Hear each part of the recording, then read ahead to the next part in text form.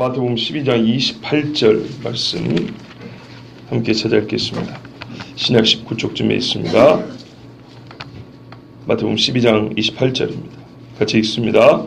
그러나 내가 하나님의 성령을 힘입어 귀신을 쫓아내는 것이면 하나님의 나라가 이미 너희에게 임하였느니라. 아멘. 마가복음 1장 15절 보겠습니다.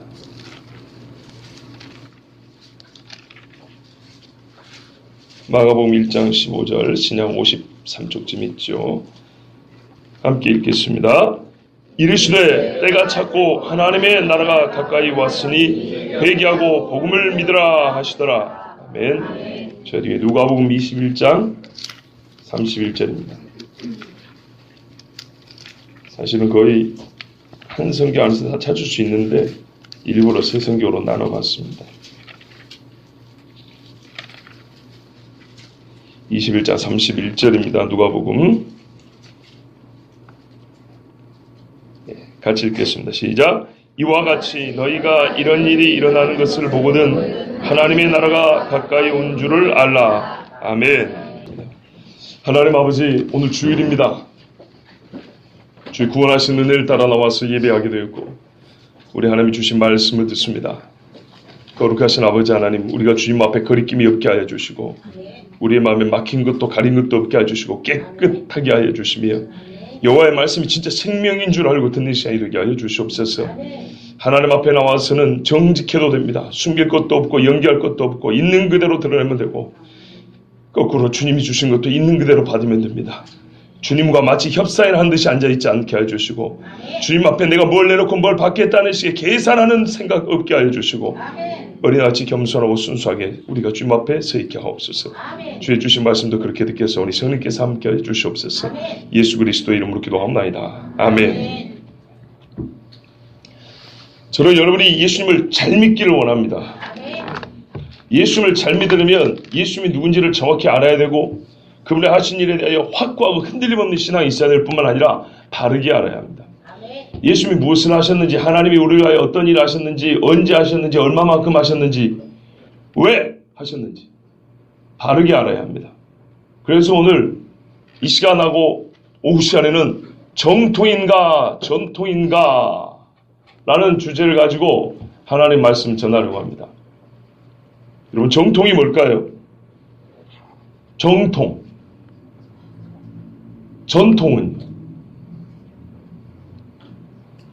정통은요, 말 그대로 옳은 것입니다. 정입니다. 정, 바를 정. 바르게 내려오는 겁니다. 뭐 사전적인 거, 복잡한 것 때문에 딱 말 그대로 하면 성경대로 바른 신앙을 정통신앙이라고 합니다. 성경대로 믿는 걸 정통이라고 합니다. 전통은요, 내가 받은 신앙입니다. 내려온 거를 오래된 거예요. 쉽게 말하면 정통은 바른 신앙이고 전통은 오랜 신앙이에요. 오래전부터 내려온 거예요. 둘이 같으면 최고의 신앙이죠. 옳은 것이 뿌리가 깊으니까 얼마나 좋겠어요. 다르면요, 이렇게 힘든 게 없어요. 성경이 말씀하시나보 내가 어려서부터 지금까지 배운 신앙이 다르다. 그러면 이거는 근본적으로 다시 생각을 해야 돼요. 구원을 받느냐 못 받느냐 문제부터 다시 생각해야 아주 심각한 문제입니다. 그러면 오늘 하나님의 나라가 임함이라고 그랬어요. 지금까지 하나님의 나라에 대해서도 여러 번 설교를 했는데 오늘 설교를 좀 더 뭐랄까요, 체계적으로 할 것 같으면 하나님의 나라가 뭔지 규명을 다시 해야겠죠. 왜냐하면 정통과 전통을 가린 것처럼. 근데 하나님의 나라에 대해서는 지금까지 다른 설교를 통해서 많이 들었습니다. 물론 지금 이렇게 딱 뭐 기억은 안 나시겠지만 제가 살펴보니까 여러 번 했더라고요. 그래서 지금 하나님의 나라가 뭔지에 대해서 뭐 깊게 논의하지는 않겠습니다. 여러분 그냥 지금까지 듣고 알고 계시는 그 정도만 해도 족합니다. 예를 들면 다니엘 7장에 보면 이런 말씀이 있죠. 불이 붙는 것 같은 보좌가 있는데 불이 활활 나고 불과 같은 바다, 물인 듯 불인 듯 하는 그 보좌 위에 하나님이 앉아 계시고 인자, 즉 사람과 같이 보이는 또 다른 분이 그 앞에 오셨고, 저를 보십시오. 그 다음에 그에게 권세와 나라를 줬는데 그의 나라는 쇠하지 아니하고 망하지 아니한 나라다. 영원한 나라다. 이 말씀 아시죠? 이거는 귀신의 나라일까요? 하나님의 나라일까요? 하나님의 나라죠. 에스겔서에 보면 성전 문지방에서 물이 나와가지고 그 남편으로 내려가는데 좌우에 생명나무 과실이 있어 12달 동안 과실을 새롭게 맺더라. 이건 하나님의 나라일까요? 아닐까요? 하나님의 나라죠. 요한계시록 보면 나옵니다. 즉 에스겔과 요한계시록이 연결되는 겁니다. 이사야 보면은 그때 어린 양하고 사자하고 같이 뛰놀고 어린아이가 독사에 구여 소를 놓고 그쵸? 빨리 같이 뒹굴고 논다 그랬어요. 그 나라는 하나님의 나라인가요? 아닌가요? 하나님의 나라죠. 대충 아시겠죠? 뭐가 하나님의 나라인지. 예. 예수님이 복음서에 이 땅에 공생에 사시면서 계속 말씀이 하나님의 나라입니다. 신학을 공부한 사람들은 지겹도록 듣는 게 하나님의 나라입니다. 뭔 소리인지는 몰라도 하여튼 많이 들어요. 그리고 유대인들이 구하던 나라가 이스라엘을 회복하심이죠. 근데 이 사람들은 구약을 알고 구약의 배경을 갖고 있기 때문에 이스라엘을 회복함과 하나님의 나라를 밀접하게 연결합니다. 즉 무슨 말이면 이스라엘 중심, 예루살렘 중심에서 주의 말씀은 예루살렘에서 이거거든요. 여호와께서 예루살렘에서 통치하시는 진짜 하나님의 나라를 꿈꾼 거예요. 하나님의 나라입니다. 메시아가 오면 로마를 뒤집어 엎고 다윗의 나라를 다시 회복한다. 그들이 꿈꿨던 게 하나님의 나라입니다. 그런데 예수님이 그들에게 하나님의 나라에서 옳다고 말했습니까? 틀렸다고 말했습니까? 옳다고 말한 적은 없지요. 다 틀렸다 그랬습니까? 아니죠. 다 틀린 게 아니에요. 뭐가 틀렸다 그런지 아세요? 시기가 틀렸다 그랬어요. 때는 너희에게 맡겨둔 것이 아니니까 너희 신경 쓰지 마라 그랬어요. 그럼 여기서 또 때라 그러면 주님이 다시 오시는 종말만 생각하죠. 지금은 종말이라는 단어를 일단 내려놓고 하나님의 나라만 생각해 볼게요. 하나님의 나라라는 때에 관하여 유대인들은 잘못 생각했습니다. 그리고 그 잘못 생각했다는 때가 잘못됨으로 나라의 모양, 모습도 잘못 생각했습니다. 때에 맞는 모습이 있거든요. 예를 들면 예수님이 초림하셨을 때는 건축자의 버림들과 같이 버려져 죽임을 당한다 그랬어요. 다시 오실 때는 심판하는 주로 와가지고 만국을 심판한다 그랬어요. 소생케 할 자는 소생케 하고 형벌이치 할 자는 형벌이치 하고 그렇게 한다 그랬죠. 그런데 유대인들은 버림받고 십자가에 죽을 예수는 생략하고 여기로 바로 연결됐죠. 그리고 이거를 시기를 땡겼죠. 무슨 말씀 아시겠어요? 시기가 다르니까 나라의 모습이 틀려진 거예요.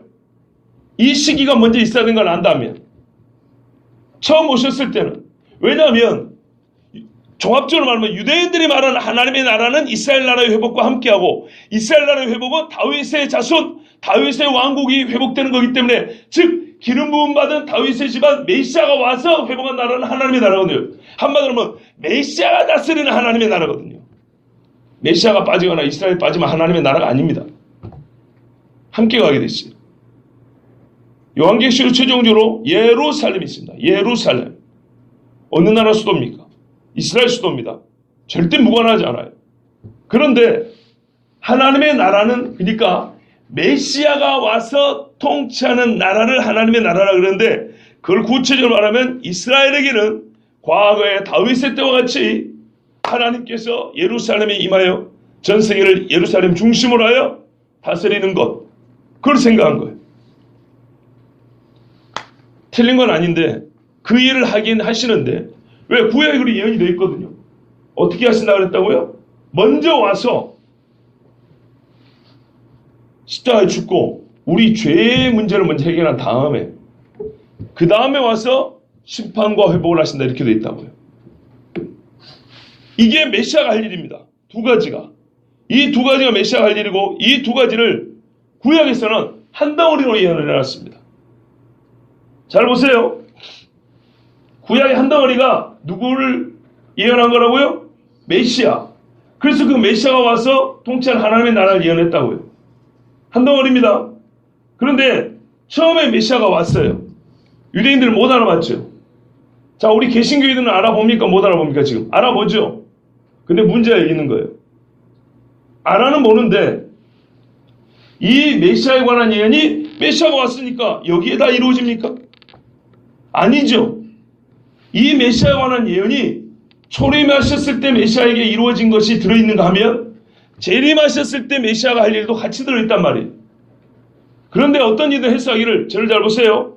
어떤 일 해석하기를 이 메시아가 와서 할 일에 대하여 아주 깊고 풍성하게 예언을 해놨단 말이에요.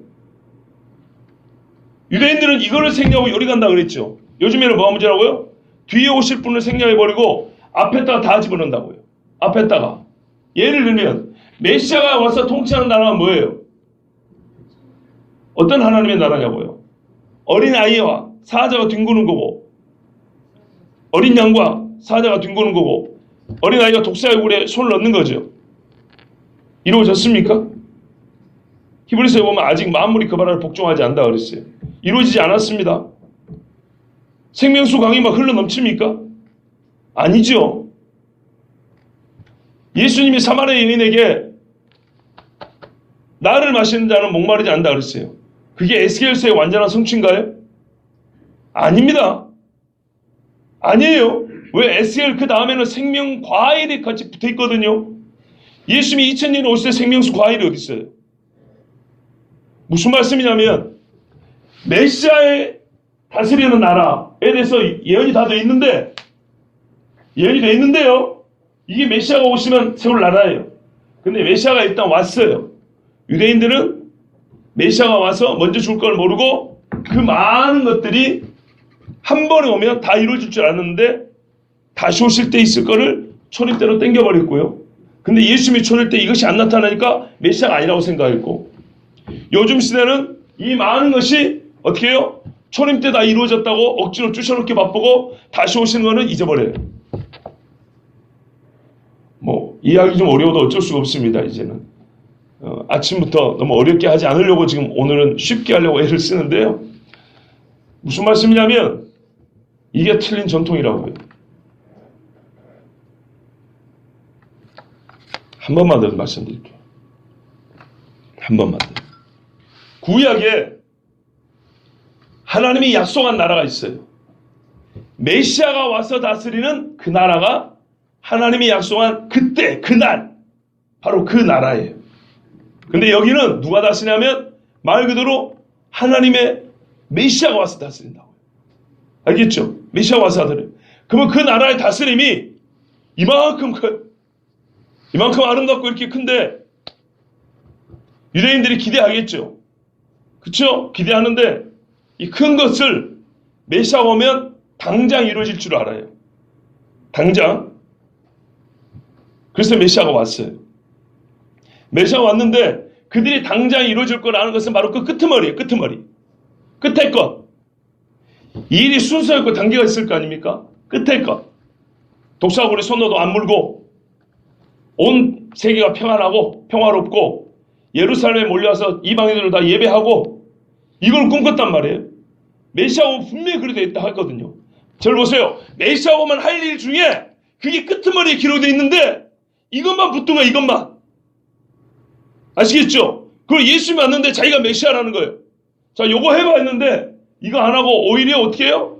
가난한 놈들하고 돌아다니고 율법을 무시하는 것 같고 제사를 파괴하는 것 같고 막 그런다 이거예요.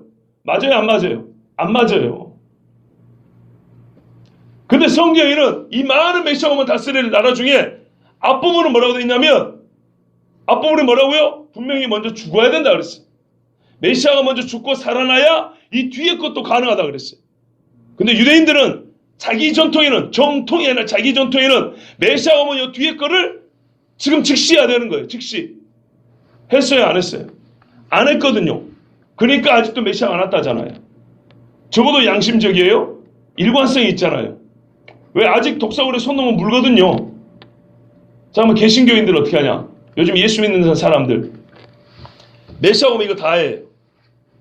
우리는 초림의 예수님 메시아로 믿죠. 유대인들 안 믿으니까 문제인데 믿어요. 믿어요. 근데 똑같은 거예요. 어떻게 똑같아요? 끄트머리 거.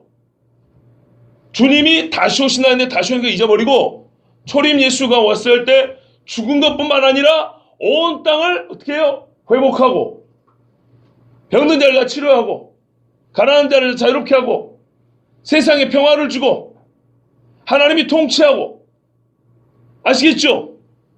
율법이 막 선포되고 말할까 세상에 미움도 없고 다툼도 없고 시기도 없고 이 모든 것은 다시 오실 때 부분인데 어떻게 해요? 초림에 다 집어넣는다고요.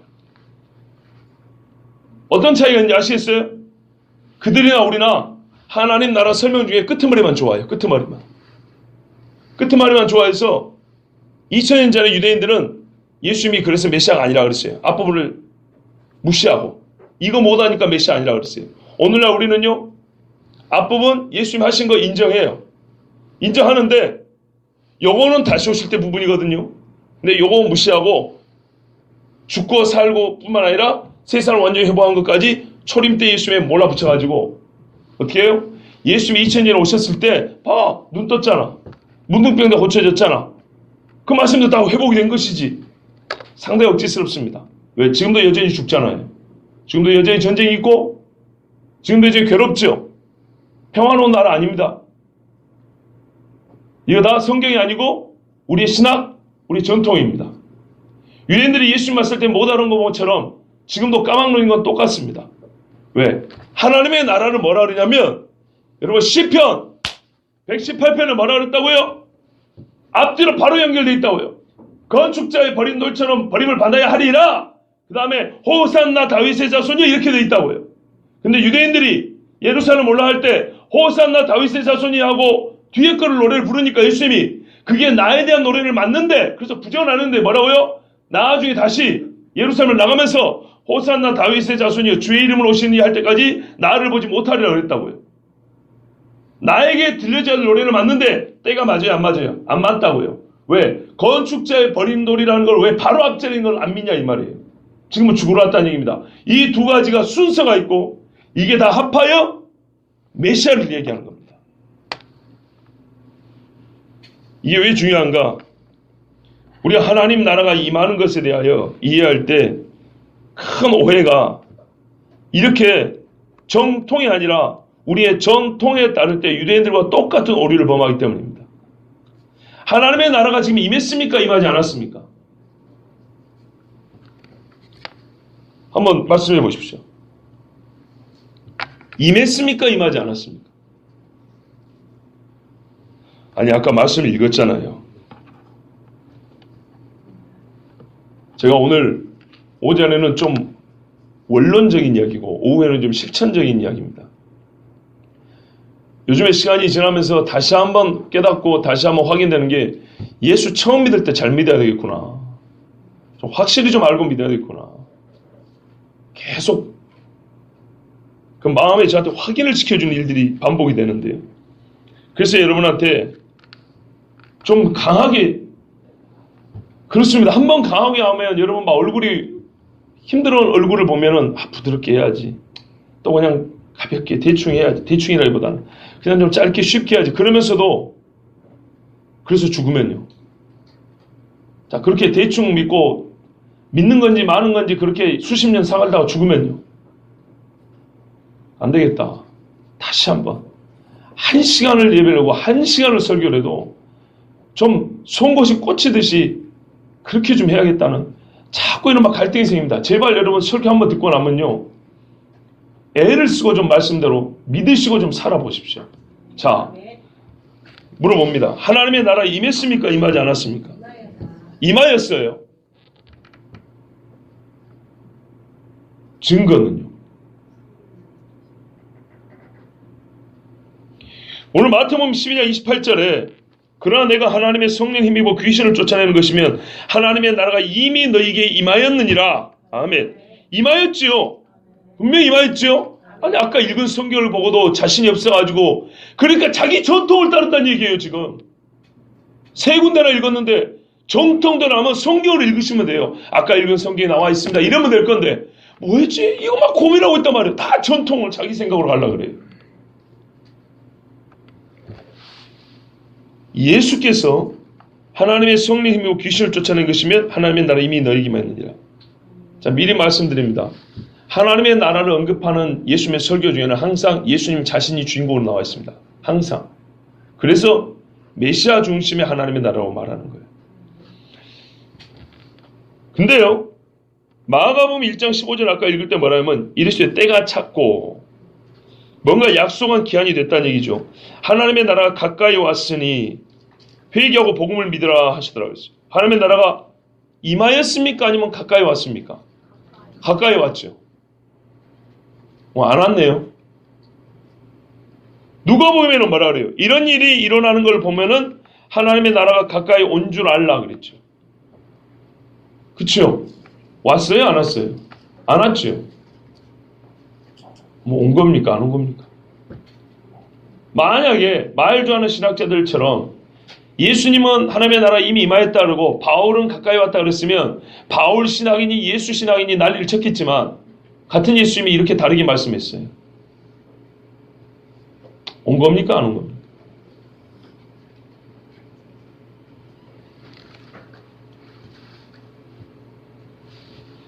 누가복음 11장 20절에도 그러나 내가 하나님의 손을 힘입어 귀신을 쫓아낸다면 하나님의 나라가 이미 너에게 임하였다 이렇게 되어 있고요. 마태복음 4장 17절에도 이때부터 예수께서 비로소 전파하여 이르시되 첫 설교입니다. 회개하라 천국이 가까이 왔느니라 하시더라. 천국이 바로 하나님의 나라 같은 뜻입니다. 가까이 왔답니다. 그러면서 말하래요. 마가복음은 회개하고 복음을 믿으라 그랬고요. 마태복음은 회개하라. 똑같네. 회개하라 그랬어요. 제가 오늘은 본문 그 자체를 설교하는 게 아니고 주제를 한정했죠. 하나님 나라가 임함에 관하여. 더 구체로 말하면 임하는 시기에 관하여 됩니다. 시기에 관하여 정통으로 한번 들어보자 이 말입니다. 시기에 관하여. 분명히 안 왔다 그랬어요.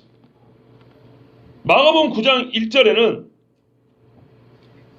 내가 여기 서 있는 사람 중에 말한다 그랬어요. 예수님이. 죽기 전에 하나님의 나라가 권능으로 임하는 것을 볼 자들도 있느니라. 아직 안 온 거죠. 그런데 하나님의 나라가 임할 때는 뭘로 온다고요? 권능으로 온답니다. 이렇게 세밀하게 보면 이제 조금씩 구체화되거든요. 근데 이거를 오늘 그렇게 세밀하게 안 본다 그랬어요. 일단 미래네요. 누가복음 22장 16절에도 내가 너희에게 이르노니 이 유월절이 하나님의 나라에서 이루기까지 다시 먹지 아니하리라 하시고 재밌습니다. 하나님의 나라에서 이루기까지 뭐가 이루어져요? 유월절이. 유월절은 뭔데? 구속이죠. 우리를 구원하는 거죠. 구원이 하나님의 나라에서 어떻게 된다고요? 이루어진대요. 하나님의 나라 아직 안 왔죠. 누가복음 22장 18절에 내가 너희에게 이르노니 내가 이제부터 하나님의 나라 임할 때까지 포도나무에서 난 것을 다시 마시지 아니하리라. 엊그제 우리 지난주인가요? 수요일날 마태복음 강의 때 들은 겁니다. 유월절 시스템의 마지막 장과 십자가의 포도주 하나님의 나라. 자, 이렇게 세 가지를 보면 분명히 임한 것이기도 하고 임하지 않은 것이기도 합니다. 그렇죠? 그리고 임한 것은 역시 예수님의 권능이 나타나죠. 귀신을 쫓아내지 않습니까? 그리고 앞으로 올 하나님의 나라도 권능으로 임한다 그랬습니다. 뭔가 공통점은 있는데 왜 이렇게 다르게 말씀하셨을까요? 제가 오늘 말씀을 나름대로 쉽게 하기 위해서 여러분에게 하나의 비유를 만들어서 들려드릴 테니까 잘 들어보십시오. 쉬운 이야기입니다. 엄마가 아이한테 약속을 했어요. 예언을 한 거죠. 네가 숙제를 다 하면 뭐라고요? 네가 숙제를 다 하면 엄마가 스파게티 만들어주고 핫초코 타주고 딸기 씻어줄게. 멋진 간식상을 하나 차려줄게 그랬어요. 숙제를 다 하면 또는 몇 시가 되면 뭐 상황 조건이든 시간 조건이든 아니든 때를 정해놓고 그때가 되면 내가 해줄게 그랬어요. 자, 근데 애가 숙제를 다 했네요. 숙제 다 한 거 보고 엄마가 스파게티 끓이려고 물을 스파게티 만들면 먼저 물을 끓여야 되죠. 면을 삶아야 되니까. 그래서 물을 냄비에 담고 가스레인지에 올려서 이제 불을 붙였어요. 그리고 냉장고에서 이제 딸기를 막 꺼내고 있어요. 뭐 하려고 꺼내죠? 씻어갖고 애기 주려고. 그런데 애가 와가지고 엄마! 숙제 나오면 스파게티 해주고 핫초코 해주고 딸기 준다면서 왜 안 줘요? 왜 거짓말해요? 소리를 질렀어요. 이렇게 소리를 질렀어요. 누구를 지목해서 한번 물어볼까요? 이정금 집사님. 이정금 집사님 같으면 그때 그렇게 애가 그렇게 말하면 아이고 미안하다 내가 거짓말을 했다 미안하다 그러실래요? 예? 그죠? 그거 거짓말 아니죠? 아무리 성질이 좋은 엄마도 내가 약속을 어겼다고 자기 아이한테 잘못을 고하는 엄마는 없을 겁니다. 그렇죠? 그런다고 엄마가 지금 당장 상을 차려준 것도 아니죠. 그러나 엄마는 지금 그 약속을 이행하고 있는 중이죠. 그러면 이 행위는 물을 끓이고 있는 것하고 딸기를 꺼내고 있는 행위는 약속 불이행에 속합니까? 이행에 속합니까? 다시 말하면 미성취입니까? 성취입니까? 성취는 성취죠. 끝으로 가지 않았지만 그거를 거짓말을 했다는 둥. 그러니까 만약에 간식상이라는 것이 순간적으로 시간을 초월해서 나와라 뚝딱 하면 딱 차려지는 것이 아니고 준비 과정이 필요하고 1년의 진행 절차가 소요되는 시간이 요구된다면 지금 하고 있는 이 행위는 엄마가 아이의 조건에 따라 이제는 약속을 성취하고 있는 중이죠. 그거는 말하자면 범위가 어디냐면 성취의 범위에 들어가는 것이지 미성취에 들어가는 게 아닙니다. 이해가 되시죠? 병원에 와서 사람이 죽게 생겼어요. 의사를 좀 불러달라 했어요. 의사 와서 치료해주길 바라요. 지금 여전히 아프지만 의사가 나를 치료하고 있는 중에 의사 선생 어딨냐고. 왜 나를 죽게 그리 소리치면 안 되겠죠. 왜요? 의사가 시간을 초월하는 거 아니잖아요. 그리고 만약에 처음부터 시간이 소요되고 이러이러한 절차를 거쳐야 된다고 그렇게 말을 했으면 엄마한테 그렇게 소리치면 안 되겠죠. 이해되시죠? 자, 그러고 나서 엄마가 요리를 다 끝냈어요. 상을 가져왔어요. 간식상을. 약속이 어떻게 됐어요? 완성된 겁니다.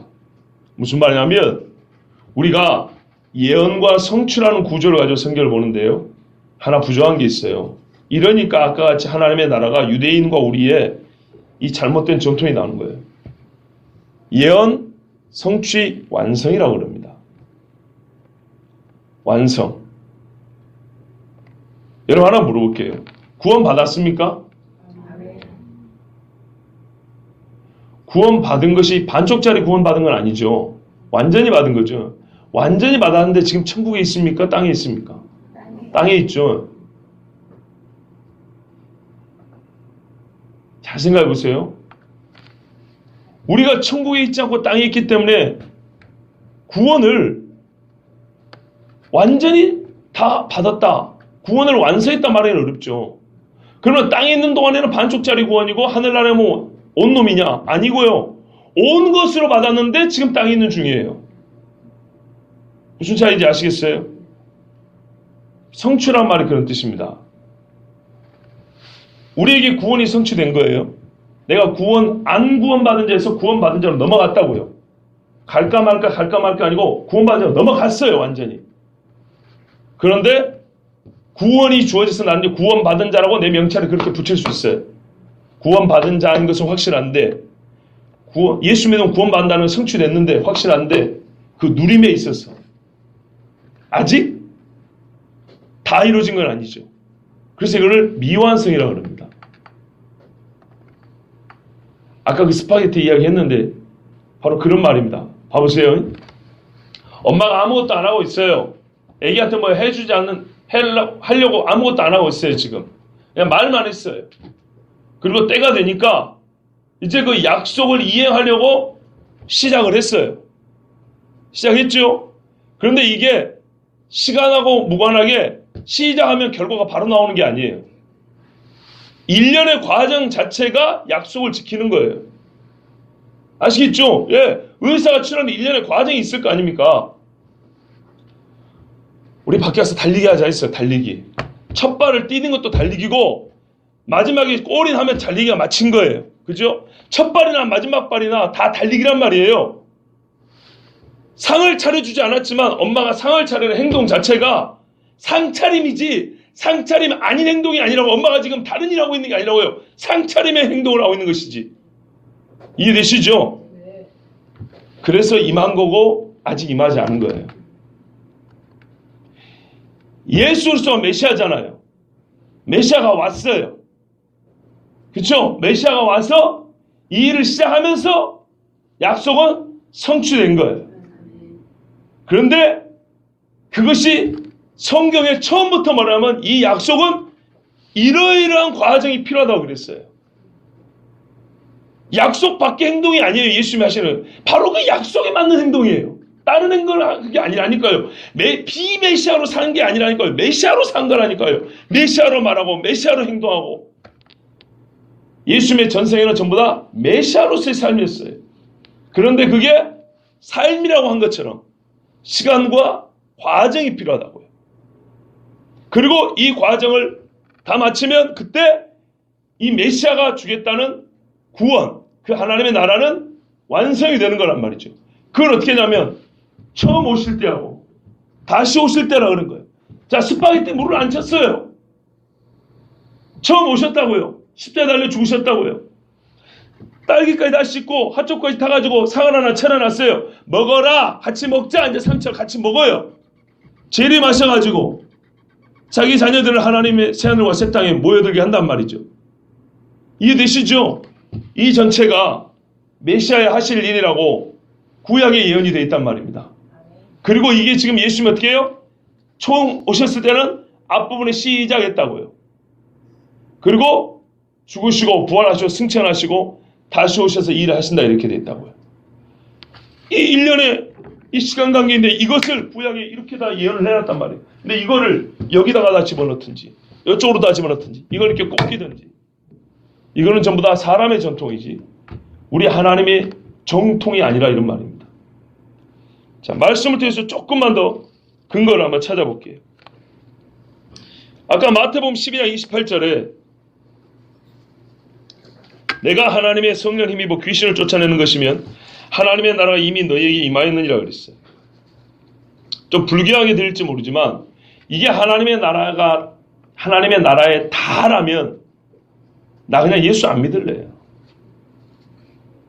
여러분 봐보세요. 미국 대통령보다 힘이 없잖아요. 귀신 하나 쫓아냈잖아요. 전 세계 귀신 들린 사람 다 쫓아줬습니까? 전 세계 문둥병자 다 쫓아줬습니까? 다 고쳐줬습니까? 전 세계 병든 사람들 다 낫게 해줬습니까? 아니죠. 여러분 제발 오늘 좀 집중하고 들어주세요.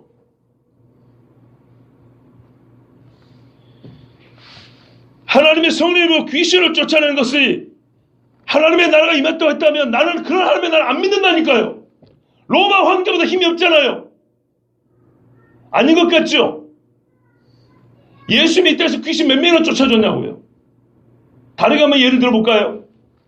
일제시대를 한번 생각해보세요. 우리 중에 일제시대를 그 고통을 고스란히 당한 연세가 된 분은 몇 분 안 된 것 같지만은 한번 생각해보세요. 어떤 분은요, 나라를 되찾는다면 자기의 재산을 다 내놨어요. 나라를 되찾으면 자기 목을 내놨다고요.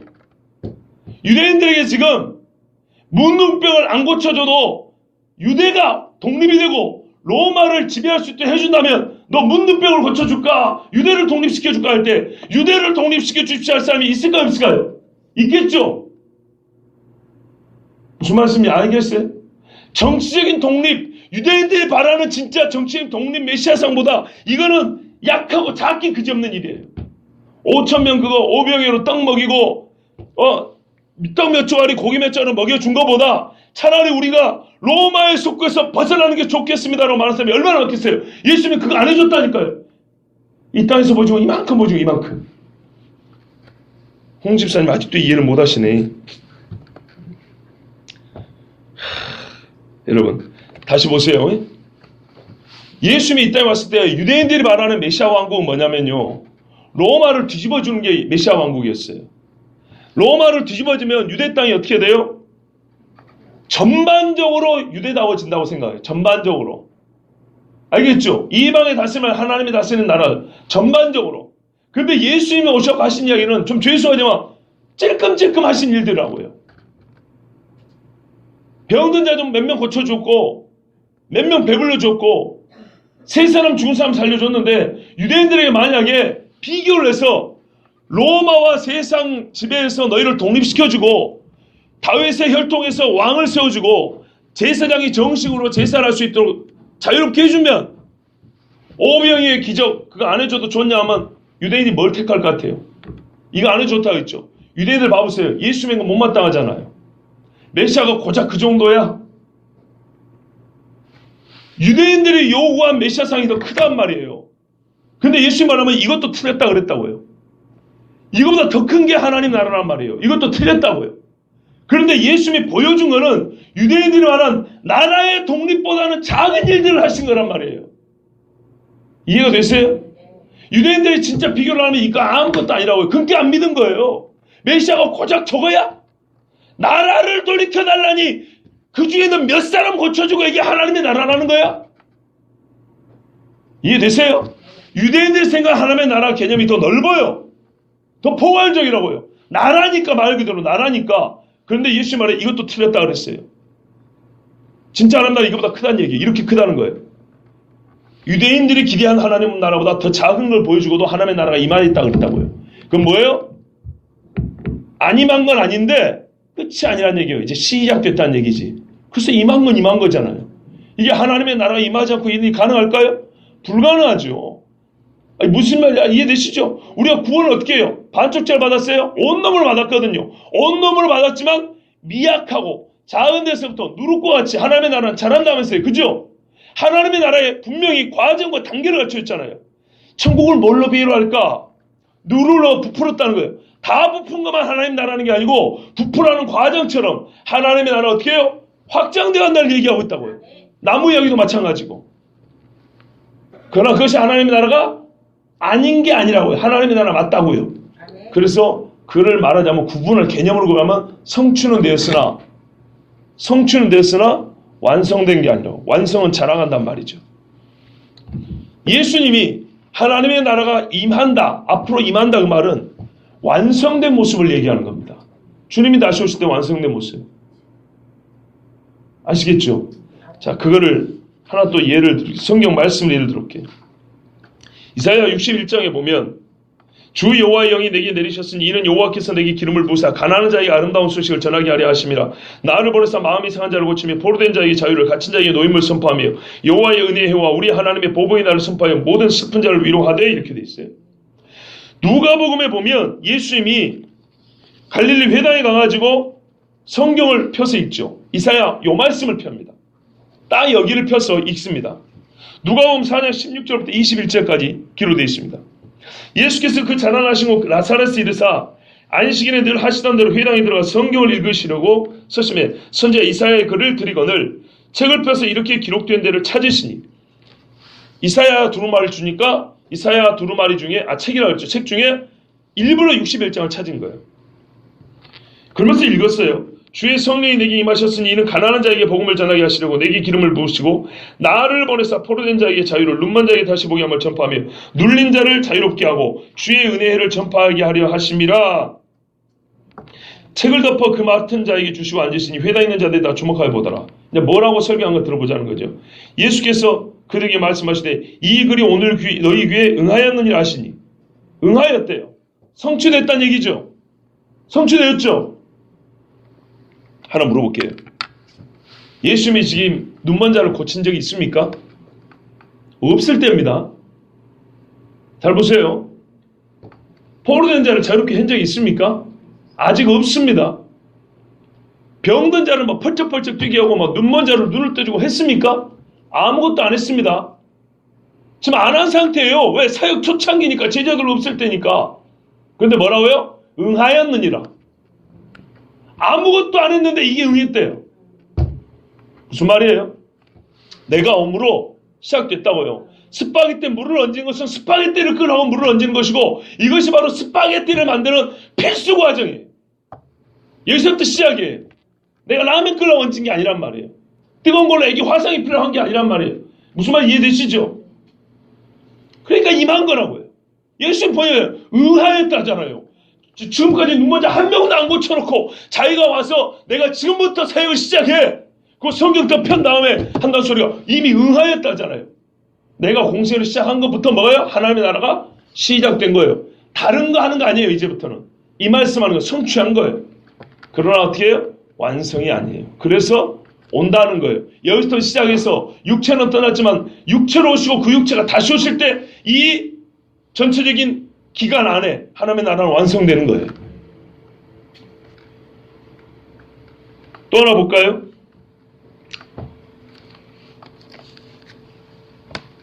볼 게 참 많은데 시간이 없으니까 한두 개만 더 볼게요. 누가복음 17장 20절 25절에 이 약속 성취 완성의 구조가 전반적으로 보이는데요. 누가복음 17장 20절에서 25절입니다. 바리새인들이 이렇게 물어봅니다. 하나님의 나라가 어느 때 임하나이까? 자꾸 이거를 뭐 휴거니 마지막 환란이 이런 식으로 좁히지 마라 그랬습니다. 오늘은 그렇게 아니라 그랬어요. 그런 설교는 딴 때 했고요. 하나님의 나라가 어느 때 임하나이까 묻거늘 예수께서 대답하시되 하나님의 나라는 볼 수 있게 임하는 것이 아니요 또 여기 있다 저기 있다고도 못하리니 하나님의 나라는 너희 안에 있느니라. 지금 있다잖아요. 그죠? 어디요? 너희 안에 있대요. 그런데 보세요. 또 제자들이 이르시되 때가 이르리니 너희가 인자의 날 하루를 보고자 하되 보지 못하리라. 인자의 날이 바로 메시아의 날, 바로 신학적으로는 파루시아라는데 이게 바로 하나님의 나라가 얘기하는 겁니다. 인자 다니엘서에 쇠하지 아니하는 나라, 영원히 변치 않는 권세, 아시겠죠? 그 이야기입니다. 이게 바로 이게 지금 하나님의 나라를 다르게 표현하는 거예요. 왜 하나님의 나라는 아까 그랬잖아요. 메시아가 다스리는 나라라니까요. 메시아를 인자라고 그러고 때가 이래 인자의 날 하루를 보고자 하되 보지 못하라. 아직 안 왔다는 얘기잖아요. 인자의 날이 온다는 거예요.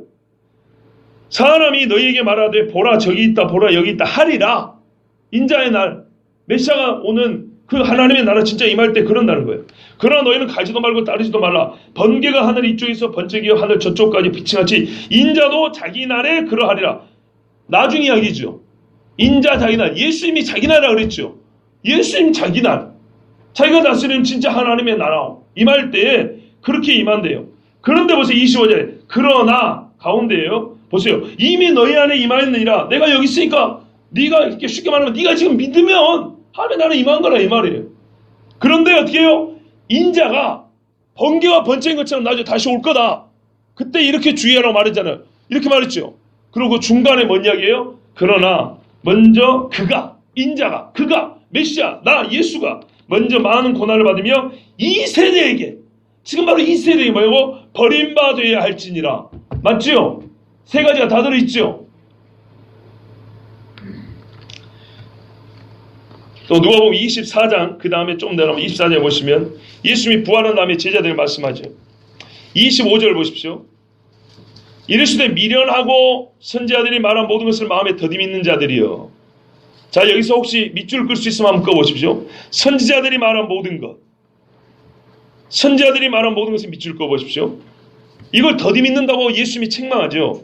그리스도가 이런 고난을 받고 자기의 영광에 들어가야 할 것이 아니냐 하시고 자 그리스도가 이런 고난을 받고 자기의 영광에 들어가야 할 것 밑줄 한번 꺼보세요.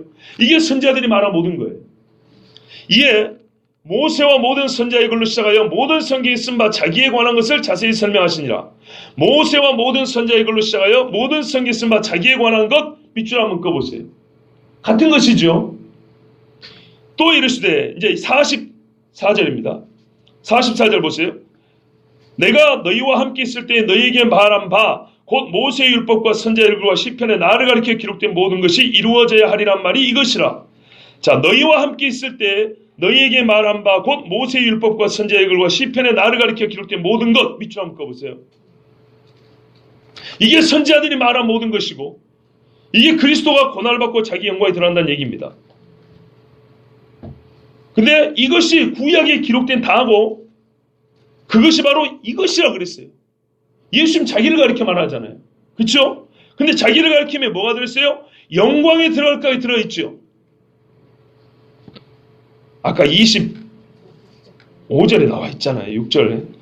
자, 그 다음에 다시요. 45절 6절 보시면 이에 그들의 마음을 열어 성경을 깨닫게 하시고 밑줄입니다. 성경.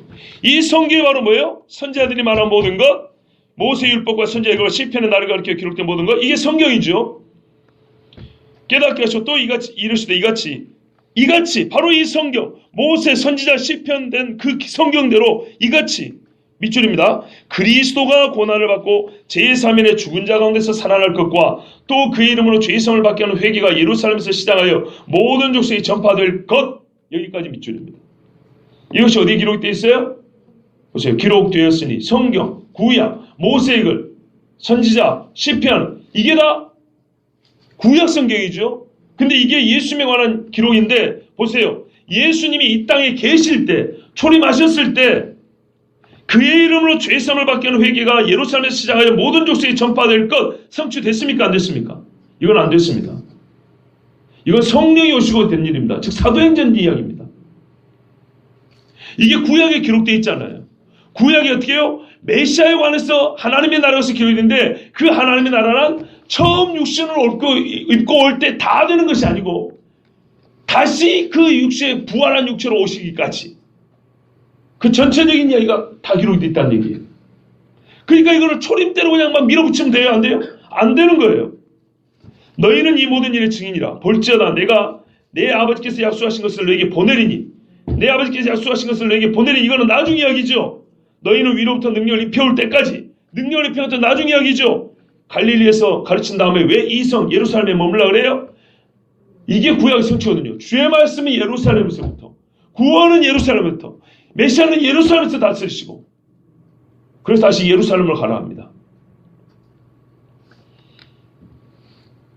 자, 아까 밑줄 끄은 데서 보시면 처음에 모세의 글, 성경, 구약이 기록된 거 이건 약속이고요.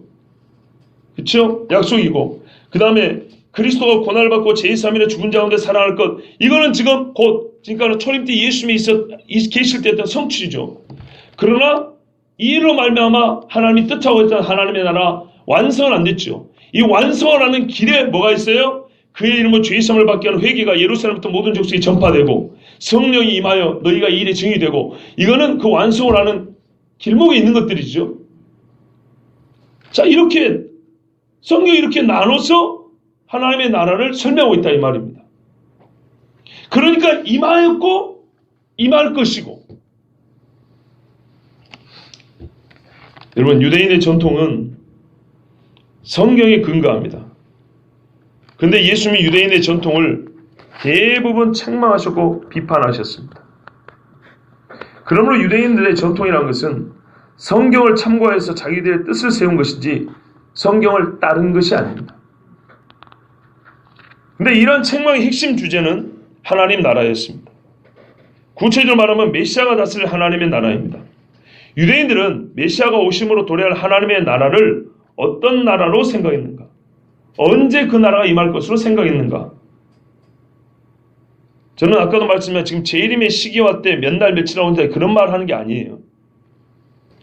유대인들이 고대하였던 메시아가 다스릴 나라에 대하여 그들은 어느 때에 이루어질지 그들의 조상들처럼 선지자들처럼 연구하지 않았습니다. 그냥 눈에 보이는 대로 좋은 거 골라 잡았습니다. 메시아가 오면 죽기도 하고 나라도 회복한다 그랬는데 메시아 와서 죽기도 하는 이거는 무시해버리고 모든 나라를 실제로 통치하는 것만 좋다고 그렇게 받아들인 겁니다. 이게 유대인의 전통입니다. 그러나 성경에 말하는 것은 하나님의 나라는 이 땅에 성육신을 하시고 십자가의 죽으심으로 성취되기 시작하여 그가 부활한 몸으로 다시 올 때 실제적으로 이 땅에 진짜 육으로 와서 통치하실 때 완성된다고 처음부터 이렇게 가르쳐놨습니다. 근데 오늘날 우리 전통은 어떠냐? 어떻게 해요? 유대인들이 무시했던 십자가의 죽음 초림 때 인정해요. 다시 오셔서 완성한다? 인정 안 해요. 완성 개념을 신학교에서 배우지만 실제적으로 잊어버리고 성취가 완성이라고 다 생각을 해요. 그래서 다시 오실 때 하실 것을 억지로 있어 다 집어넣어요. 억지로 있다 집어넣는다고요. 성취되어 있지 않냐? 왔다 하지 않았냐? 그러면서 감으로만 추상적으로 억지로 감정 만들기에 바빠요. 하나님의 나라가 여기 임하였다고 막 분위기 만들기에 바쁘다고요. 아니요. 임했는데 완성된 거 아니에요. 우리가 감으로 만들어가지고 말이죠. 여러분, 딸기 먹는 생각해봐. 얼마나 맛있겠어. 이런 게 아니에요. 진짜 하나님의 나라는 말하자면 딸기가 널린데 내 몸이 들어가 있는 거예요. 실제로. 추운데, 야, 오리털 잠바 입고 따뜻하다고 생각해봐. 아랫목이 있다고 생각해봐. 아니요. 진짜로요. 따뜻한 아랫목에 누워주는 게 진짜 하나님의 나라인 거예요. 추상적으로.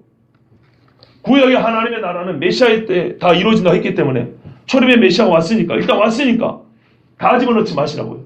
성경은 정통으로 뭐라고 하냐면 이 예언된 말씀이 예수님이 이 땅에 육체로 입고 오시고 다시 변화된 육체로 다시 오실 이 1년의 시간을 통하여 성취되기 시작하여 완성이 된다. 분명히 이렇게 말했어요.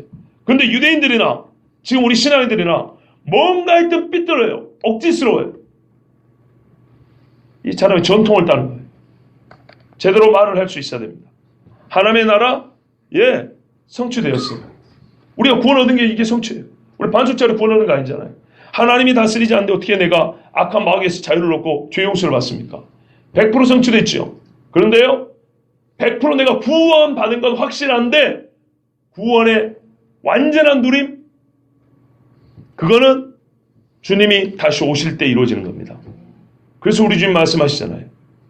이 6월절이 하나님의 나라에서 이루기까지 이룬다. 6월절 예수님의 죽으심이 그것이 완전하게 종료될 때까지. 우리가 이렇게 성취라는 말이 완성이라는 말과 비슷한데 조금 구별해서 생각하면 돼요, 오늘. 예. 딱히 개념이 생각나지 않아서 그런 거예요. 그러니까 성취라는 말을 모든 것이 다 마무리됐다는 게 아니고 최종적으로 우리가 목표하는 바, 뜻하는 바가 도입이 된 것은 그것이 아닌 게 아니라는 뜻에서 바로 그것이라는 데서 성취를 한 거예요. 무너진 것이 스파게티를 만들어 하는 거라고요. 다른 거 하는 게 아니고 엄마가 지금 아이에게 약속을 지키는 거란 말이에요. 약속 지킴이 성취되었다 이 말이에요. 거짓말로 도망간 게 아니라 이 말이죠. 그러나 완성이 아니에요. 근데 어떤 사람은 성취만 하고 있는데 지금 물만 얹어놨는데 완성되지 않았다고 거짓말을 하고 메시아 아니라고. 어떤 사람은 물만 얹혀놨는데 이미 상 다 받은 것처럼 우리가 하나님의 나라를 누리고 있습니다. 이런 바보 같은 소리를 하고. 이게 다 성경이냐? 아니요. 유대인이나 우리나 우리 인간의 전통이라는 겁니다. 어디서부터 난 전통인지 몰라도 이거는 사람이 만든 거고 사람이 생각한 거지 전혀 성경 그렇게 말하지 않습니다. 예수님 본인도 봐보세요. 아무것도 안 해놓고 하나님의 나라가 임하였다 그랬잖아요. 죽은 자 하나, 귀신 하나 쫓아놓고 하나님의 나라가 임했다 그러고 그것도 아무것도 안 할 때 이 하나님의 나라가 임하면 있을 일이 응하였다 그러잖아요. 근데 가만 보면 이것은 로마인들을 물리쳐나가는 유대인의 바람보다 더 작은 건데 그럼 고작 이게 하나님의 나라인가요? 아니죠. 훨씬 더 크잖아요. 성경 훨씬 더 큰 걸 말하고 있다고요. 훨씬 더 큰 건 아직 이루어지도 않았는데 응하였고 임하였다니. 그래요. 성취되었으나 완성된 건 아니에요. 그 완성은 반드시 주님이 다시 오실 때입니다. 이것만 확실해도 우리가 무엇을 소망하고 살아야 될지 그리고 시대와 시기에 관한 많은 고민들을 해결할 수 있습니다. 또한 신학을 공부하는 사람들은 신학적 논쟁에 있어서 실마리를 찾을 수 있습니다. 여러분, 우리에게 살면서 누가 야 하나님의 나라가 임하였어? 임하지 않았어? 하고 논쟁을 즉 시비 걸어서 논쟁하는 사람은 별로 없을 거라고 생각합니다만 그런 사람이 있든지 없든지 간에 우리는 알아야 하는 것입니다. 한 가지가 잘못돼서 두 가지가 삐걱거리고 두 가지가 삐걱거려서 세 가지가 못된 열매를 맺는 경우가 있습니다. 사소하게 보이지만은 제대로 우리가 알고 시작을 해야 되겠습니다. 여러분, 저번에도 한 말씀드렸죠. 성경을 사랑하고 하나님의 말씀을 궁금해하는 사람들은 다 이단에 가 있는 모양이다고요. 이단에 속한 자들은 크게 두 부류라 그랬죠. 진짜 아무것도 모르고 잡혀간 사람하고 성경을 기존 교회에서는 너무 깊게 가르쳐주지도 않냐고 그냥 대충대충 넘어가니까 성경을 알고 싶은 열망에 공부하러 갔다가 거기 붙들린 사람도 있다고.